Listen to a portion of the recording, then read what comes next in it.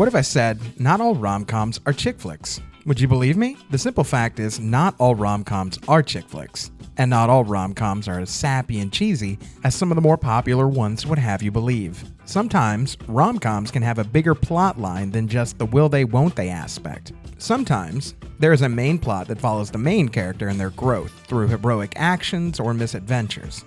Within that main character's storyline, though, sometimes there's a second plot, a B-plot if you will, where throughout our hero or anti-hero's journey, a blooming romantic relationship slow burns and blossoms by the end. So for anyone that doesn't like too much cheese in their cheesy romance movies, or if you like films that are rom-com light and you still want to find a good compromise with your partner who loves rom-coms, today we are talking about some of the more unconventional rom-coms that cross genres, blend elements of comedy, and tie in a romantic story at its core. So for all of my people out there who want to find a good rom-com-ish movie without feeling like you're watching a rom-com movie, cheers to y'all, because I've got just the list for you. It's all the rom-com, none of the calories. Think rom-com light. So whether it's for Valentine's Day or just a nice date night in movie, grab a drink, grab a notepad, and let's get right into this list of my top 5 unconventional rom-coms. In the 90s, Pauly Shore rose to popularity in the days when MTV was known for their music videos more than their reality shows.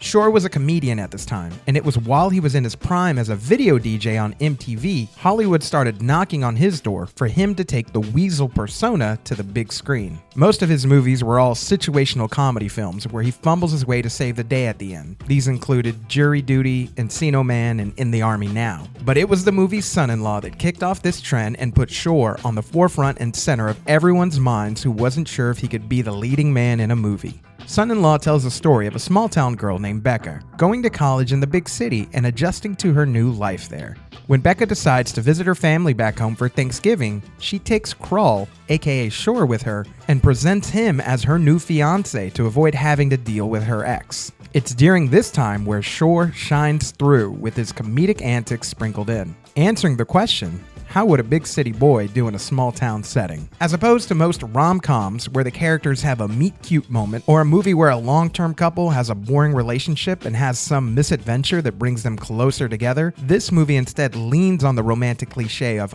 opposites attract. There is a very slow burn thread of romance between Becca and Crawl with a will they won't they plotline built in, and tons of comedy around it, and turns out to be a real feel-good story by the end. If you haven't seen this or just haven't seen it in a while, definitely add this to your date night watch list and get ready for all the early 90s feels. Dave is very much a loose telling of the story of the Prince and the Pauper. A twist on the take, what would you do if you could swap places with someone? Dave tells the story of President William H. Mitchell leading the country by day and looking for a double of himself to make a media appearance so he can sneak off to have an affair on his wife by night. Dave is a small-town do-gooder, but also moonlights as a character version of the president for events within his town. Dave is brought in to be the president's double to allow the president's ruse to occur. During the president's evening rendezvous, President Mitchell has a massive stroke, and Dave is secretly placed by cabinet members in the role of president since he bears such a striking resemblance to the actual president.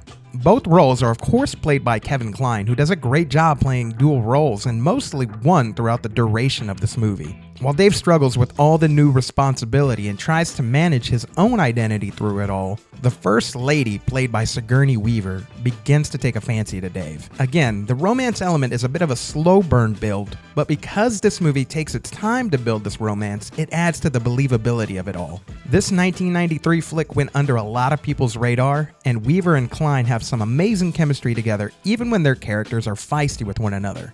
If you're looking for a movie that blends great acting with politics and has a rom-com plotline mixed in, I think you found your winner.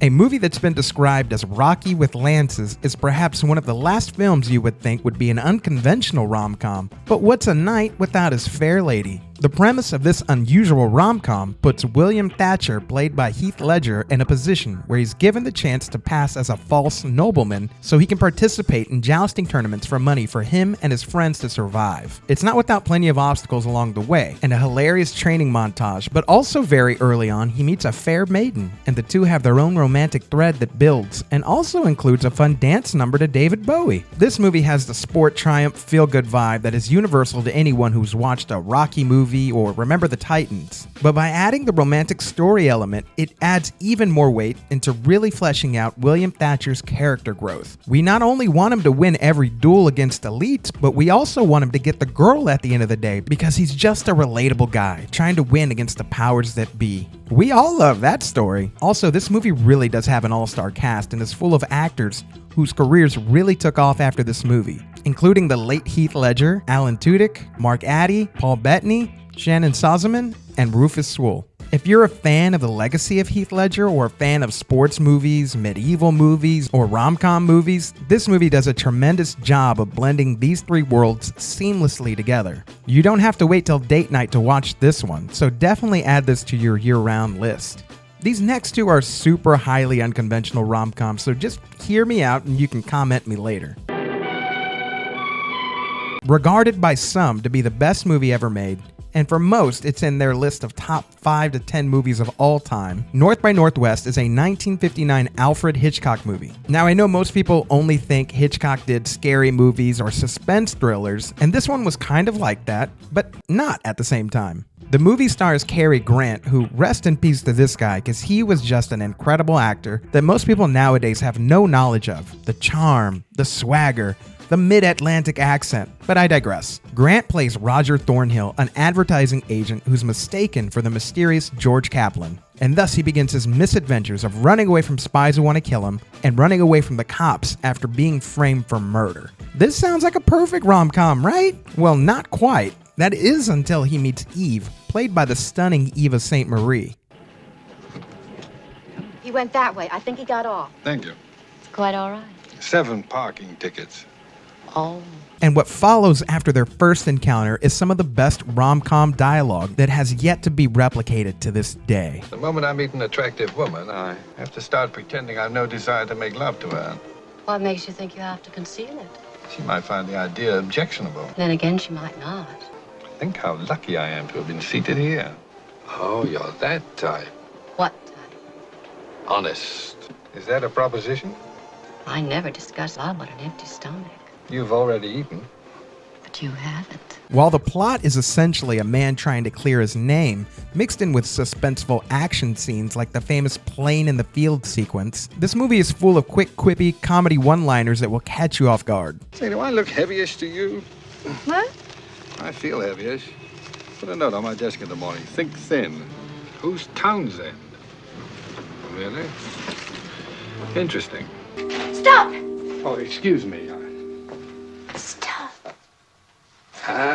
As for the romantic section, once Thornhill meets Eve, all of the sparks fly, and he sets his sights not only to clear his name, but also to woo her and keep her safe from the encroaching dangers surrounding them. It's essentially a rom-com movie overshadowed by the fact its suspenseful scenes are what's made its way to pop culture, but best believe this is a genre blend of rom-com and suspense, all wrapped in one movie. This film, much like the last, is also on many critics' lists of top 5 movies of all time, and once you see this movie, you'll definitely understand why. Set in 1941 during World War II and taking place over 3 days, the story follows Rick Blaine, played by the great Humphrey Bogart, an American stuck in Casablanca, Morocco. Not being able to leave because of German influence in the country, and not being able to return home to America, he starts and runs a bar called Rick's Cafe and gains local influence. When the love of his life, Ilsa, played amazingly by Ingrid Bergman, returns after standing him up years ago, it's revealed she has a husband, and they are both seeking letters of transit Rick possesses so they can flee before they are arrested by the German army. Will Rick help? Is he too scorned? Or will he try to woo Ilsa away from her husband and run away with her? The ending is one of the most heartfelt moments ever captured on film. But what about the comedy? Much like North by Northwest, the comedy is delivered in quippy one-liners and small situational bits. Not just by Rick, but by a plethora of the rest of the amazing cast, including Claude Rains, Sidney Greenstreet, Peter Lorre, and Dooley Wilson, who plays Sam. How can you close me up? On what ground? I'm shocked to find that gambling is going on in here. You're winning, sir. Oh, thank you very much. What is your nationality? I'm a drunkard. And that makes Rick a citizen of the world. Where were you last night? That's so long ago, I don't remember. Will I see you tonight? I never make plans that far ahead. The song, as time goes by, brings all the feels to warm your heart every time you hear it. The nationalism of the French anthem Les Marseillaise being sung against the German anthem and overpowering it as the people are being occupied brings a sense of hope against the oppression. And the gentle wittiness of Rick gives this film the humor it needs to flesh out a well-rounded character who we thought was just a hard ass, but turns out, like all of us, is just a man trying to protect his own heart. It is for all these reasons and so much more that this is truly an unusual and unorthodox rom-com. While the film is in black and white, I think that part really adds to the overall feel and world building of this movie. So if black and white films bother you, this would be one I would say suck it up and enjoy a piece of highly regarded historic cinema. It's also my favorite movie of all time, so just gonna add that in there at the end. Sorry, not sorry. What did you think of this list? Had you seen some of these, or will you be watching any of these for an upcoming date night? Also, after seeing my list, what are some films that you think are unconventional rom-coms that you would add to it? Drop all your thoughts in the comments, and if there's a solid list going, I may just do a part 2. I really appreciate you for coming along this ride with me, so be sure to come back around. You don't have to subscribe, but stop by here and there and say hi. And if you like this rom-com breakdown, be sure to check out my reaction to 10 Things I Hate About You, and look out for my list of the top 5 rom-coms coming out real soon. Feel free to follow me at Money Blakeweather on all the social medias. Stay safe. Be sure to get all your Valentine's Day shopping done. And until the next one, I will see ya. Peace.